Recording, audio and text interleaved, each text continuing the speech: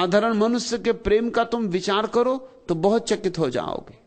उसके प्रेम में इतनी कीचड़ मिली है, उसके सोने में इतना कचरा मिला है कि सोना तो 1% होगा, 99% कचरा है।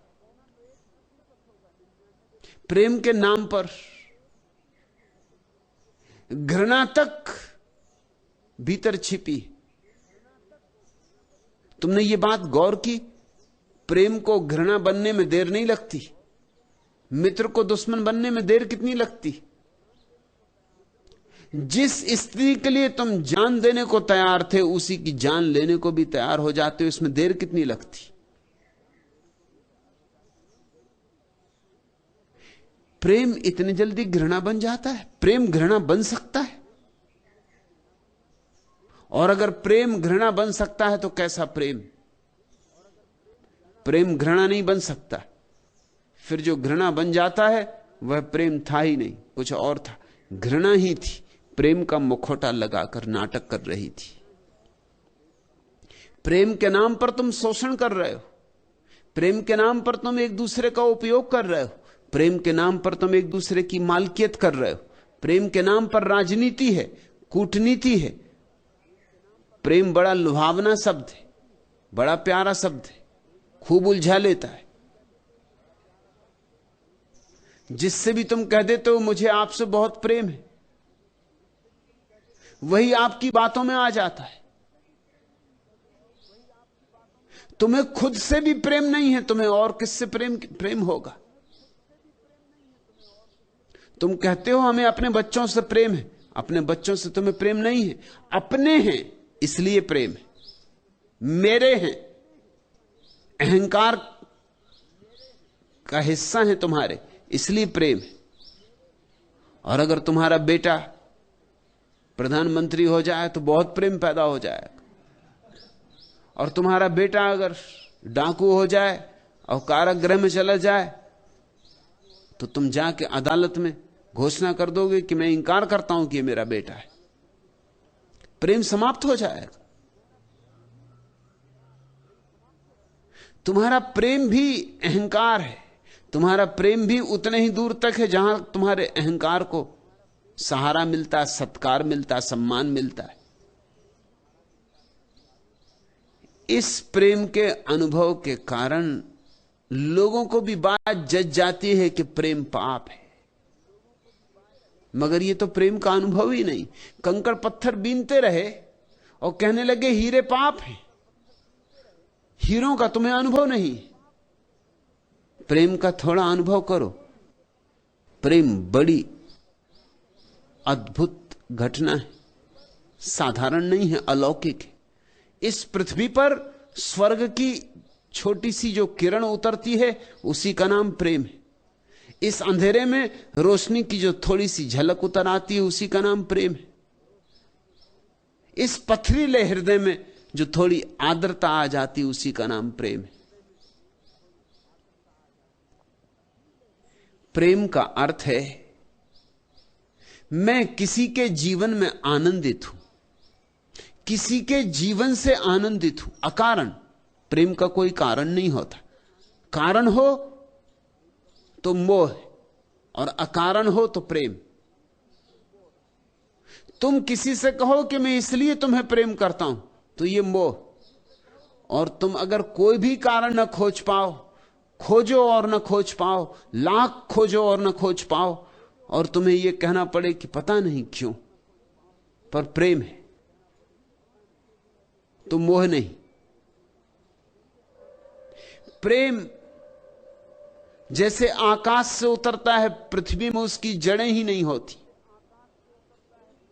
मोह की जड़ें पृथ्वी में होती। और जिन्होंने प्रेम को पाप कहा है वो भूल कर रहे हैं शब्दों की। वो मोह को पाप कहें तो ठीक है, क्योंकि मोह का अर्थ है मेरे का भाव, ममता। प्रेम में तो मोह होता ही नहीं। प्रेम तो बड़ा निर्मोही है।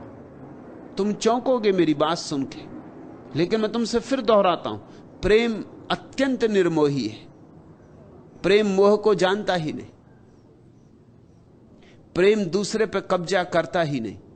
न तो कब्जा करता है और न अपने पर कब्जा करने देता है। प्रेम तो स्वतंत्रता है। प्रेम तो दो व्यक्तियों के बीच स्वतंत्रता का आदान प्रदान है। न कोई किसी का मालिक, न कोई किसी की दासी। प्रेम एक दूसरे के गले में फंदा नहीं डालता। प्रेम तो फंदे काटता है। अगर कभी तुम्हारे जीवन में प्रेम का अनुभव हो तो तुम चकित होगे, तुम भी मुक्त हुए और जिससे तुम्हारा प्रेम है वह भी मुक्त हुआ। प्रेम मुक्ति लाता है, प्रेम मुक्तिदायी है। और ऐसे प्रेम को ही जीसस ने ईश्वर कहा, बुद्ध ने ध्यान की अंतिम परिणति कहा, महावीर ने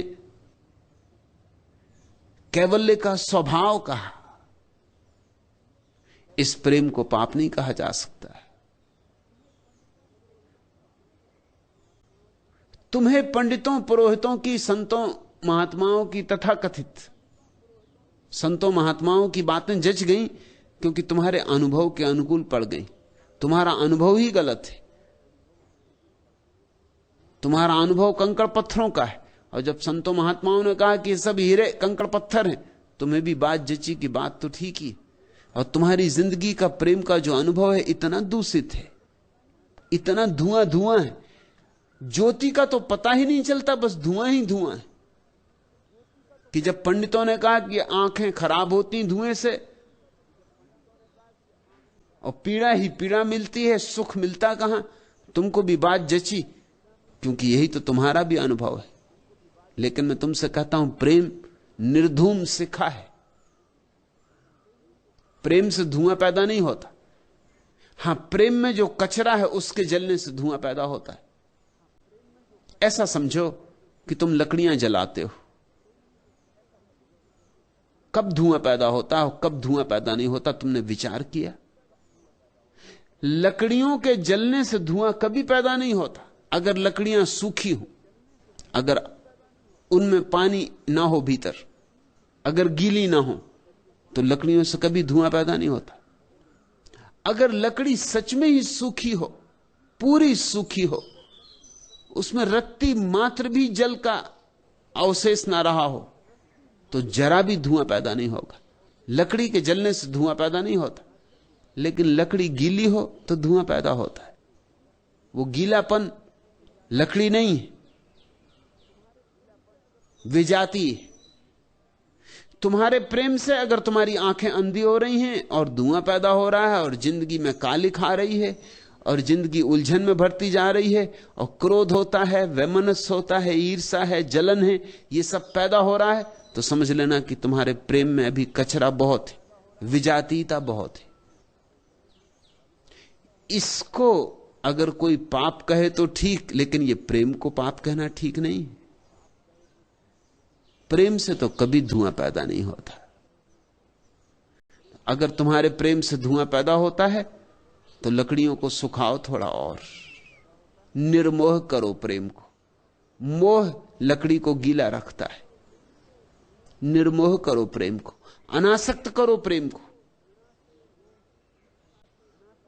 प्रेम को घृणा से, ईर्ष्या से, जलन से मुक्त करो और फिर तुम हैरान हो जाओगे कि प्रार्थना की जरूरत ही ना रही, तुम्हारा प्रेम ही प्रार्थना बन गया।